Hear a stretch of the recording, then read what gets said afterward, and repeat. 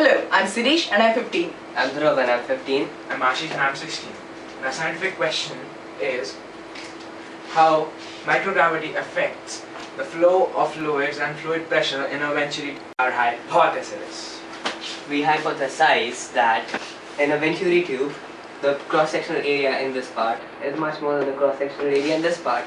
Now, due to the Bernoulli's principle and the equation of continuity, which states that the area and multiplied into the velocity of the liquid is always constant, pressure in this part of the tube will be much more than the pressure in this part of the tube.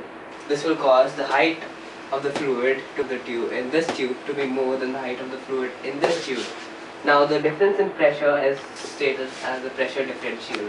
Pressure differential is equal to rho, which is the density of the liquid, into g, which is acceleration due to gravity, into the difference of the heights in both tubes. As the value of g is very low in orbit, the difference in the heights would be much more than it is on Earth. Method. As you can see, we have used a venturi tube with the cross-sectional area over here and the smaller cross-sectional area over here. Both have been connected using pipelines to a U-tube made of glass in which there is mercury, which shows the difference in the heights.